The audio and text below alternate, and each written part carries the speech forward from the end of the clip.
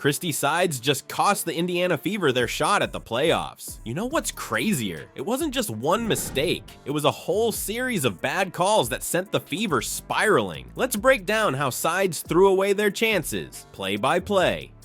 Before we move on, I'd like to ask you a small favor. If you appreciate this content, please take a second to like this video and subscribe to the channel.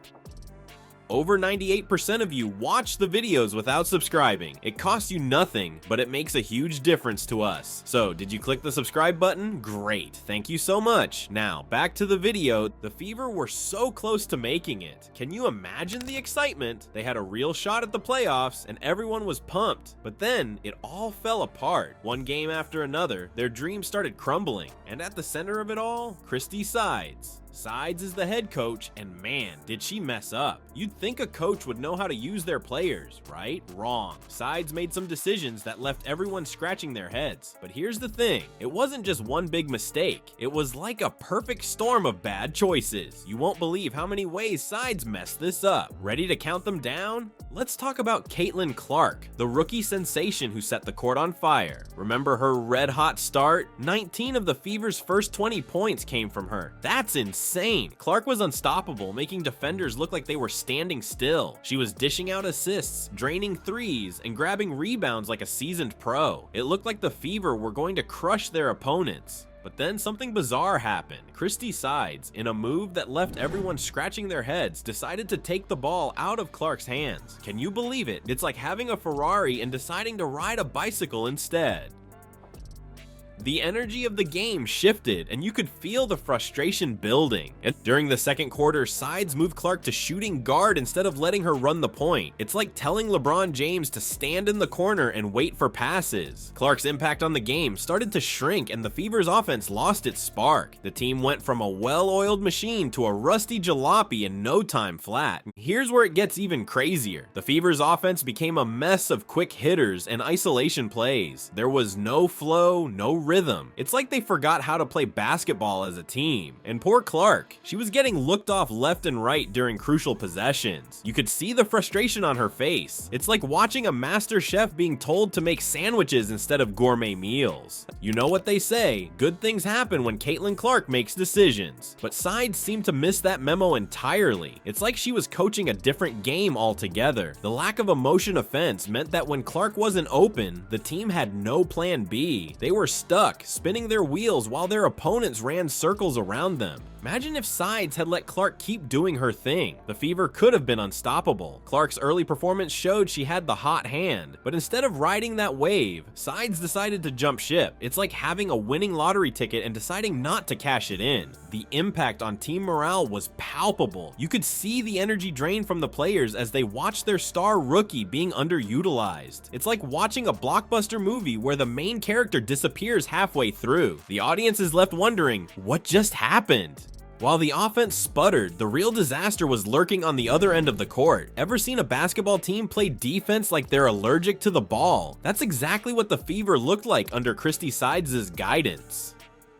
It's hard to believe, but the Fever's defense was so bad, it made their opponents look like they were playing against practice cones. How does a professional team let their rivals score 90 points on average? Let's break down this defensive disaster. Christie Sides' defensive philosophy is like a puzzle with missing pieces. Players look lost on the court, unsure of where they should be or what they should be doing. It's like watching a group of strangers try to dance together for the first time. No rhythm, no coordination, just chaos. During games, you can see the confusion on their faces. One player goes to help, another stays put, and suddenly there's a wide open lane to the basket. It's basketball 101, but somehow the Fever forgot to study. The team's approach to defense has been described as leave everyone open and pray they miss. Can you believe that? It's like they're playing a game of chance instead of basketball. Opponents are getting easy baskets left and right. It's as if the Fever decided to roll out the red carpet for their rivals and say, after you, please score at will. You know what's crazy? The Fever actually has players with defensive potential, but without a solid game plan. It's like giving a chef great ingredients but no recipe. They're just throwing stuff together and hoping it works out. Spoiler alert, it doesn't. In crucial moments, you can see players hesitating, unsure whether to switch, hedge, or help. By the time they decide, the ball's already through the hoop. Christie Sides knows there's a problem. She even said, "We've got to find 5 that will get out there and defend without fouling." But here's the thing, it's not just about finding the right players, it's about giving them the right tools. A carpenter can't build a house with a spoon, and these players can't defend without a proper strategy. Compare this to successful WNBA defensive schemes, and the difference is night and day. Top teams have a clear plan. They know when to switch, how to rotate, and where the help should come from. It's like watching a well-oiled machine. The Fever? They're more like a rusty bicycle with square wheels. In games where the Fever's defense falls apart, the scoreboard looks like a pinball machine. Opponents rack up points faster than you can say Christie Sides. It's not just losing, it's getting blown out. And each time it happens, you can see the team's confidence drain away like air from a punctured tire. Here's the kicker. A solid defensive plan could have kept the Fever in playoff contention. Imagine if they could consistently hold teams under 80 points. Suddenly, those close losses turn into wins. The playoff dream stays alive. But instead, they're watching their postseason hopes slip away faster than a greased basketball.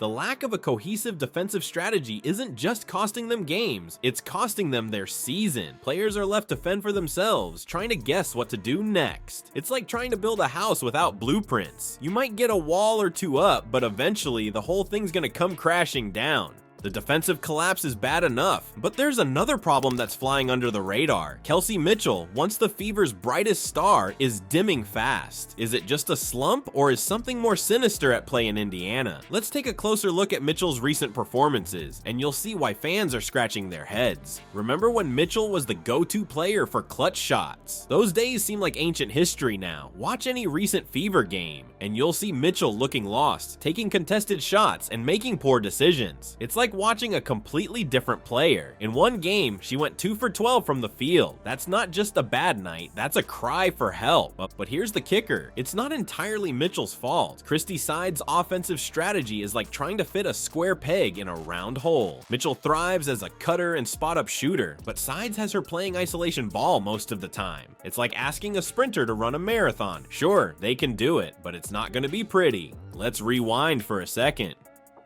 In previous seasons, Mitchell was averaging over 20 points per game. She was a machine, knocking down threes and slashing to the basket. Now, she's struggling to hit double digits consistently. What changed? Well, everything, thanks to Sides' new system.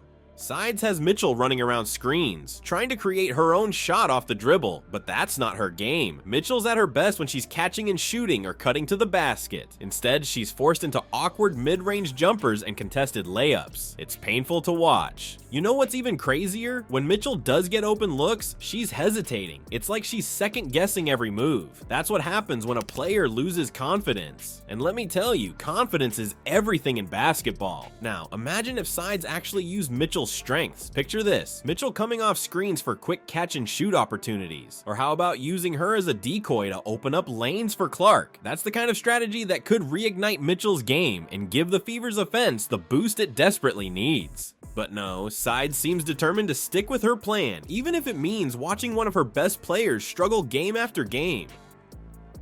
It's like having a Ferrari and insisting on driving it off-road.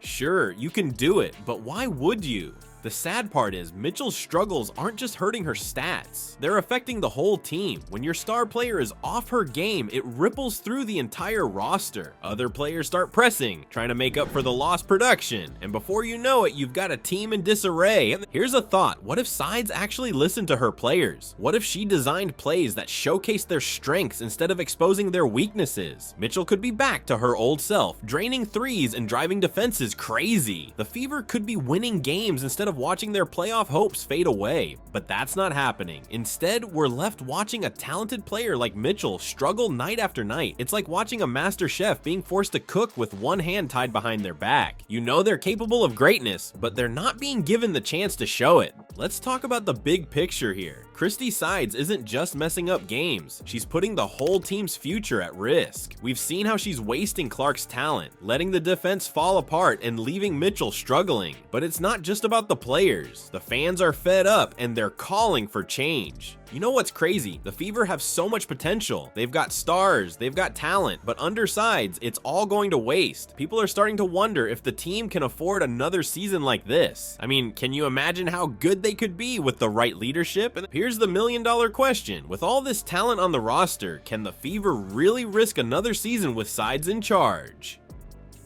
It's like having a sports car, but letting someone who can't drive stick shift take the wheel. Something's gotta give, right?